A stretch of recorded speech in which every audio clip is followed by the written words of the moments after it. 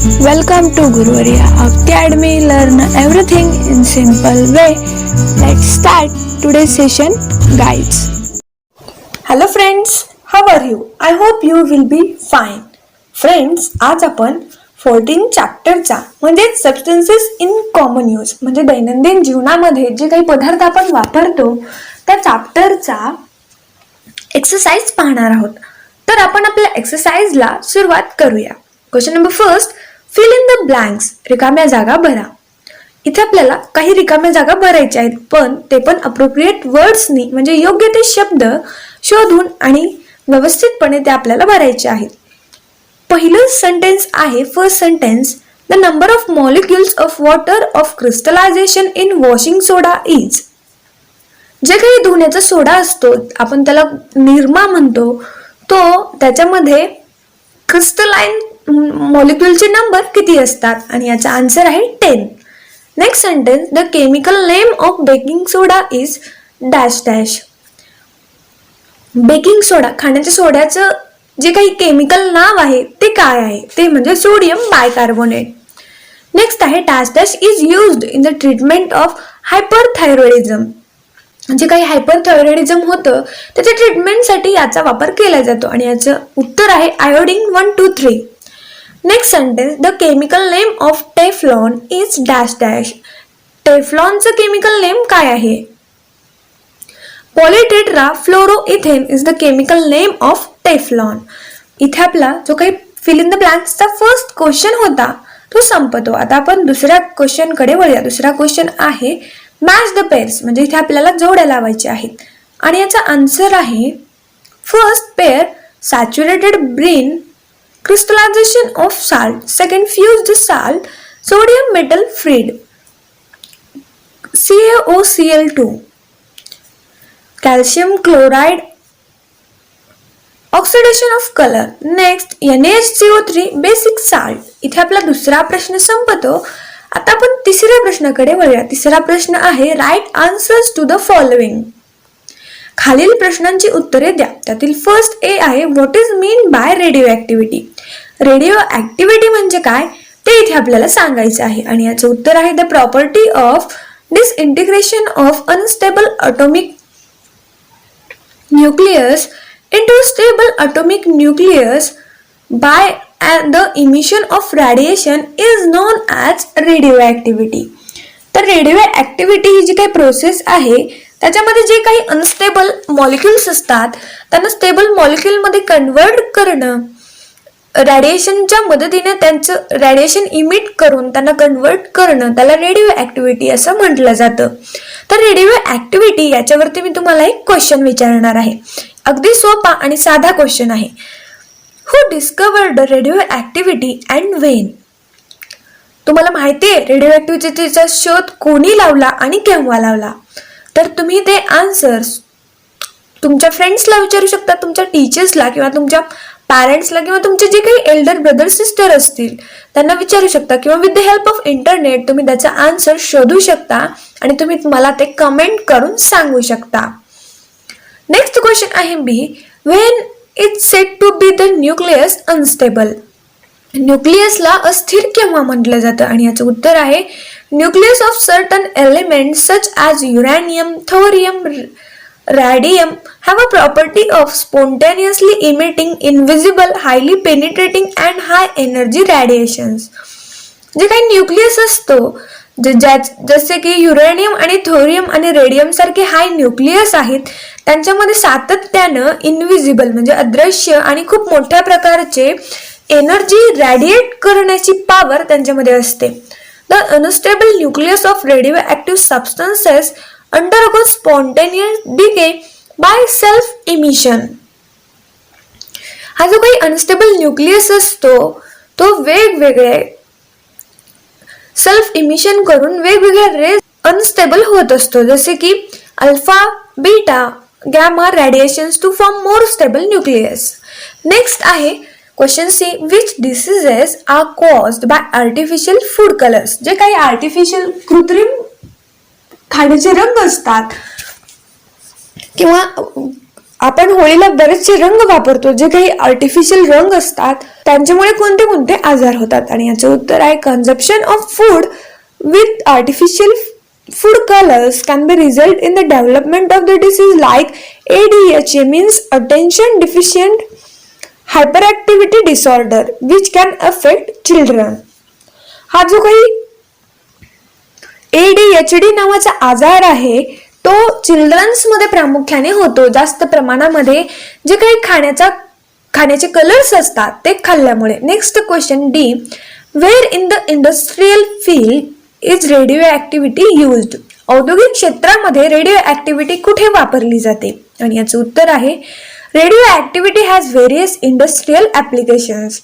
Radio ऍक्टिव्हिटीला बरेचसे industrial applications आहेत. ते कोणते कोणते पाहूया. It is used as a fuel in nuclear reactors to generate power.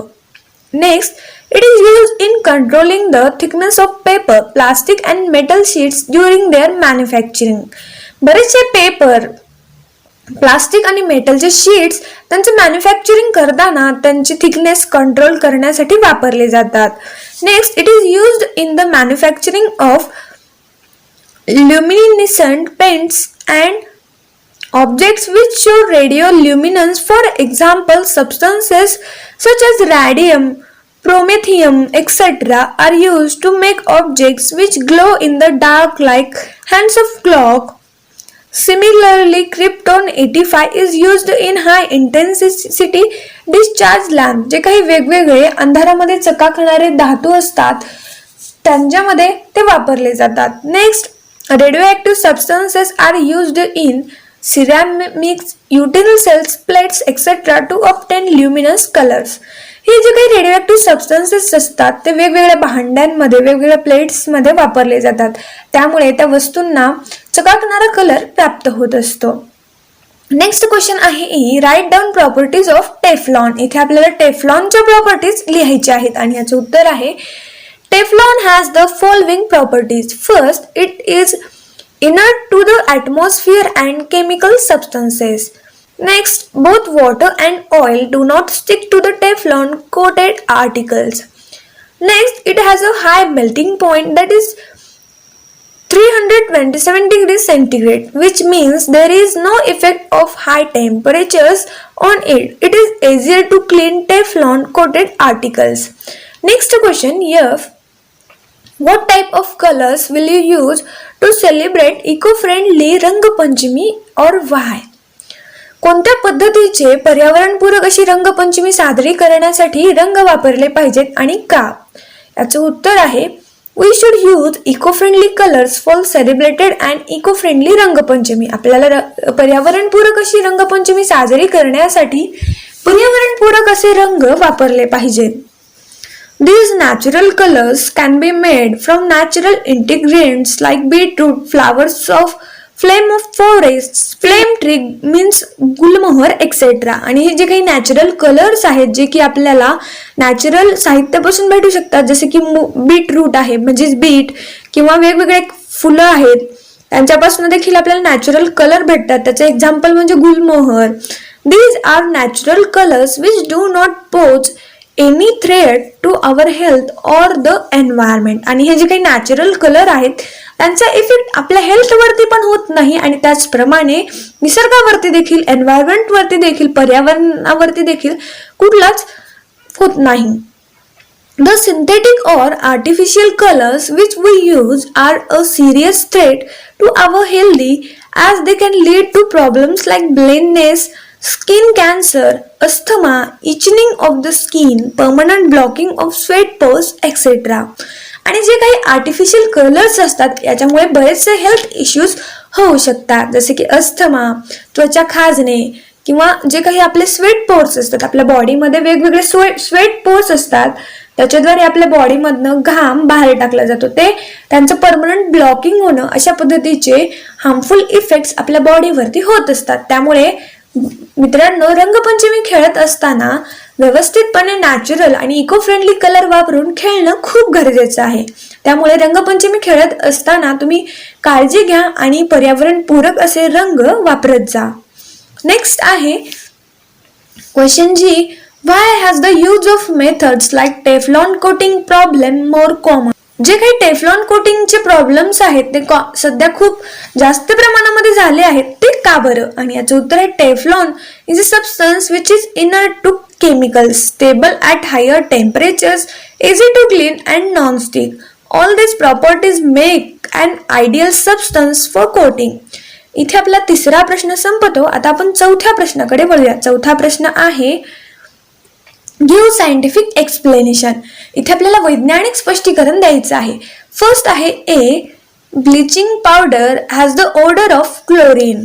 Bleaching पावडरला क्लोरीनचा वास असतो. आणि याचं उत्तर आहे when exposed to air bleaching powder reacts with carbon dioxide in air to produce calcium carbonate and chlorine, thus it smells of carbon. पहा, जेव्हा आपण ब्लिचिंग पावडरला हवेमध्ये एक्सपोज करतो म्हणजे हवेमध्ये मोकळ्या हवेमध्ये ठेवतो तेव्हा तो कार्बन डायऑक्साइड सोबत रिॲक्ट होतो आणि त्याचं फॉर्मेशन कॅल्शियम कार्बोनेट आणि क्लोरीन मध्ये होतं आणि त्यामुळेच आपल्याला क्लोरीनचा वास स्मेल येत असतो. आणि त्याची रिॲक्शन म्हणजे CaOCl2 plus CO2 gives rise to CaCO3 plus Cl2. Next question आहे B, the hard water of a well become soft on adding washing soda to it. जे काही आपण हार्ड वॉटर म्हणतो त्याच्यामध्ये आपण वॉशिंग सोडा म्हणजे काही कपडे धुण्याचा जो काही निरमा असतो तो यूज केल्यानंतर, डिटर्जंट यूज केल्यानंतर ते वॉटर सॉफ्ट बनतं. ते कसं? आणि याचं उत्तर आहे the hardness of hard water is due to the presence of chlorides and sulphates of calcium and magnesium. When washing soda means Na2CO3 10H2O is added to the hard water. Na2CO3 reacts with the chlorides and sulfates of calcium and magnesium and converts them to insoluble carbonate salts. This changes the hard water into soft water and thus make it suitable for use. आणि याची reaction म्हणजे पहा, MgCl2 aqueous plus Na2CO3 solid gives rise to MgCO3 solid plus 2NaCl solid. Next, MgCl2 aqueous plus Na2CO3 gives rise to MgCO3 plus 2NaCl. Next question आहे question C, soap forms a precipitation in hard water. Hard water मध्ये जो काही आपला साबण आहे तो precipitation तयार करतो म्हणजे PPT सारखा म्हणजे थोडासा फेसासारखा दुधाळ पदार्थ तो तयार करत असतो. याचं उत्तर आहे soap does not work properly in hard water. This is primarily because hard water contains salt of calcium and magnesium. When soap is added to hard water, it reacts with these salts to form an insoluble precipitate called scum. This scum sticks to the cloth and decreases the cleaning ability of the soap. In addition, soaps do not give lather with the hard water. Next question आहे D. The particles of powder are given an electric charge while spraying them on the powder coating. जे काही पावडरचे particles असतात त्यांना electric charge दिलं जातं जेव्हा आपण त्यांना पावडर कोटिंग वरती पसरत असतो. आणि याचं उत्तर आहे the particles of powder are giving an electric charge while spraying them to form powder coating so that a uniform layer of powder stick to the metal surface. Next question आहे E. The aluminum article is used as an anode in anodizing process. जी काही एनोडायझिंग process असते त्याच्यामध्ये ॲल्युमिनियमचं article प्रामुख्याने वापरलं जातं. असं का वापरलं जातं? आणि याचं उत्तर आहे the aluminium article is used as an anode in the anodizing process to deposit a thick layer of aluminum oxide on the article so as to protect the article from the further rusting. Next आहे F. When the radiation coming out from the certain radioactive substances is passed through an electric field, marks are found at 3 places on the photographic plate placed in its path. पहा, एखादे रेडिएशनची जी काही process आहे त्याच्यामध्ये जे काही radio active substances एखाद्या electric field मधनं जर पास होत असतील तर आपल्याला त्याचे मार्क्स फोटोग्राफिक प्लेट वरती 3 ठिकाणी त्याच मार्गावरती पाहायला भेटतील. तर असं का बरं? आणि याचं उत्तर आहे when the radiation coming out from the certain radioactive substance is passed through an electric field, marks are found at 3 places on the photographic plate placed in its path. These 3 marks present the 3 kind of rays which are emitted by the radioactive substances. One type of radiation deviated slightly towards the negatively charged plate and were called alpha rays. The second type of radiation derived substantially towards the positively charged plate and was called the beta rays. The third type of radiation did not deviate at all and was called the gamma rays. Next question आहे जी a certain type of ceramic tiles are fixed on the outer layer of a space shuttle. जे काही space shuttle असतं त्याच्या outer साइडला ceramic tiles ह्या fix केल्या जातात. आणि याचं उत्तर आहे certain types of ceramic tiles are fixed on the outer layer of a shuttle because they possesses properties like they can withstand high temperature without decomposing, they are water resistant and electric insulators. इथे आपला चौथा प्रश्न संपतो. आता आपण 5व्या प्रश्नाकडे वळूया. 5वा प्रश्न आहे write answers to the following. खालील प्रश्नांची उत्तरे द्या. त्यातील फर्स्ट क्वेश्चन आहे A write about artificial food colours and substances used in them and their harmful effects. जे काही आर्टिफिशियल कृत्रिम खाण्याचे रंग असतात त्यांच्यामध्ये कोणते कोणते साहित्य वापरले जातात किंवा त्यांचे कोणते कोणते घातक परिणाम आपल्या शरीरावरती होतात ते इथे आपल्याला सांगायचं आहे. आणि याचं उत्तर आहे food colours are often mixed with most of the available food stuff in the market such as sweet, soft drinks, cakes, ice cream, meat, species, etc. These food colors are present in the form of powders, gels and paste. They are used in domestic as well as commercial products. These food colors can be natural as well as artificial in nature. Tartrazine and sunset yellow are extensively used artificially food colors, while natural food colors are harmless and can be consumed without worry. Artificial food colors, on the other hand, do have some adverse effects. Consuming these on regular basis is harmful for us as they contain small quantities of lead and mercury. Excessive consumption of foods with added artificial colors can cause disease like ADHD, means attention deficit hyperactivity disorder in children. Next question आहे B. What is mean by water of crystallization? Give example of salts with water of crystallization and their uses. Water of crystallization म्हणजे काय आणि त्याचप्रमाणे water of क्रिस्टलायझेशनचे examples आणि त्याचे uses इथे आपल्याला लिहायचे आहे. आणि याचं उत्तर आहे water of crystallization is the amount of water molecules which are present in one formula unit of salt. We can also say that the water molecules which form part of a structure of a crystal are called water of crystallization.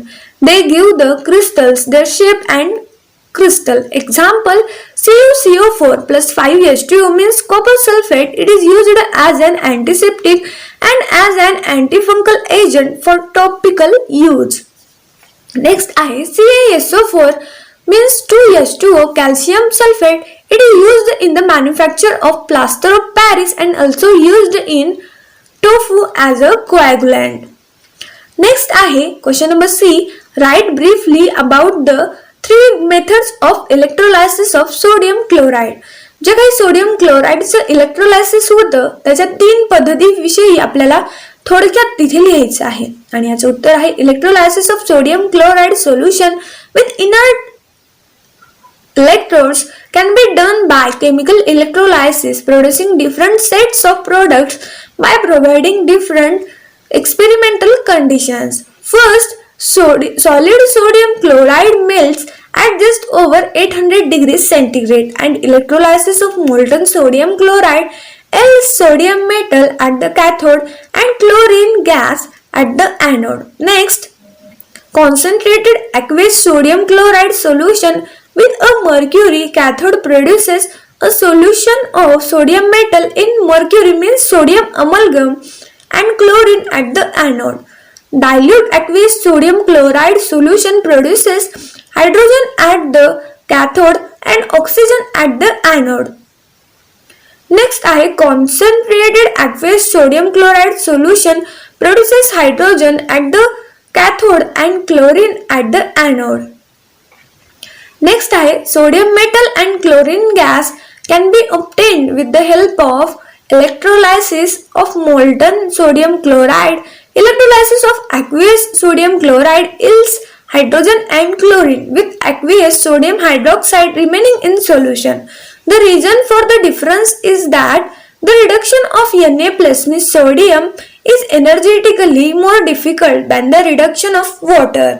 इथे आपला पाचवा प्रश्न संपतो. आता आपण सहाव्या प्रश्नाकडे बघूया. सहावा प्रश्न आहे राईट द युजेस. इथे आपल्याला उपयोग लिहायचे आहे. फर्स्ट आहे एनोडायझिंग. एनोडायझिंगचे युजेस काय आहेत पाहूया. It is used for iron surface to protect them from rusting. Second, it is used in the manufacture of anodized utensils like griddles and cookers. पहा हे जी काही एनोडायझिंग प्रोसेस आहे ती आयर्नला गंजण्यापासून वाचवण्यासाठी वापरली जाते आणि त्याचप्रमाणे जे काही ग्रिडल्स असतात, जे काही कुकर्स असतात त्यांना कोटिंग करण्यासाठी देखील हे एनोडायझिंग प्रोसेस वापरली जाते. नेक्स्ट आहे पावडर कोटिंग आणि याचं युजेस आहेत. First, it makes painted architectural steel parts resist to heat, damage, cold damage and even corrosion. Next, most of metal products designed to be used outdoors are finished using the powder coating method. Next आहे radioactive substances आणि त्यांचे uses काय आहेत पाहूया. It is used as a fuel in a nuclear reactor to generate power. It is used in controlling the thickness of paper, plastic and metal sheets during their manufacturing. Next, it is used in the manufacturing of luminescent paints and objects which show radioluminescence. For example, substances such as radium, lithium, etc. are used to make objects which glow in the dark like hands of clock. Similarly, krypton 85 is used in highly intensity discharge lamps. Next, radioactive substances are used in ceramics, utensils, plates, etc. to obtain luminous colors. Next, in medical science, it can be used for detection of cancer, treatment of hyperthyroidism and bone cancer. In agriculture field, they are used in food preservation, prevention of sprouting in onions and potatoes, etc. Next आहे ceramic. सिरॅमिकचे काय uses आहेत ते पाहूया. They are used in making roofing tiles, construction bricks, pottery, terracotta, etc. Special type of ceramics are used in outer surfaces of ships and blades of jet engines. Last use, they are also used on the outer surface of space shuttles. इथे आपला सहावा प्रश्न संपतो. आता आपण सातव्या प्रश्नाकडे वळूया. सातवा प्रश्न आहे राईट द हार्मफुल इफेक्ट्स. इथे आपल्याला घातक असे परिणाम लिहायचे आहेत.